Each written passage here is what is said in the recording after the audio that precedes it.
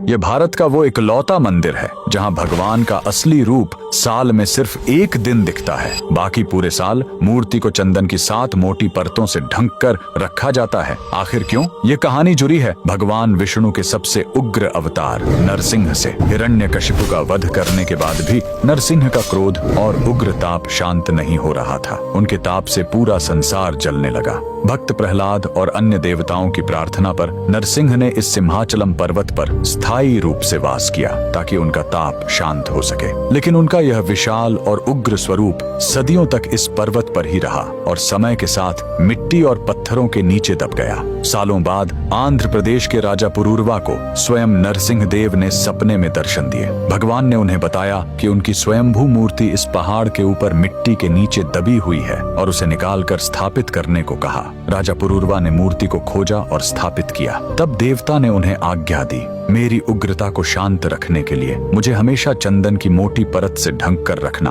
और साल में केवल एक बार मेरा असली रूप दिखेगा। और इसीलिए सदियों से यह परंपरा चली आ रही है। पूरे 364 दिन भगवान का विग्रह चंदन से ढका रहता है, लेकिन अक्षय तृतीया के दिन सारा चंदन उतारा जाता है। इसी दिन भक्तों को कुछ घंटों के लिए भगवान के असली संयुक्त स्वरूप वराह, लक्ष्मी, नरसिंह के दर्शन होते हैं। इसे चंदनोत्सव दर्शन कहते हैं। इसी दुर्लभ दर्शन के लिए क्या होता है, जब 2 महाशक्तियां शिव और काली एक दूसरे को नृत्य युद्ध के लिए ललकारती हैं। हजारों साल पहले तमिलनाडु के इन थिल्लई वनों पर देवी काली का राज्य था। वो इस क्षेत्र की रक्षक थीं और उन्हें अपने नृत्य पर इतना अभिमान था कि वो किसी और को यहाँ नृत्य करने की अनुमति नहीं देती थीं। एक दिन भगवान शिव यहाँ आए और काली ने इसे अपनी सत्ता को चुनौती समझा।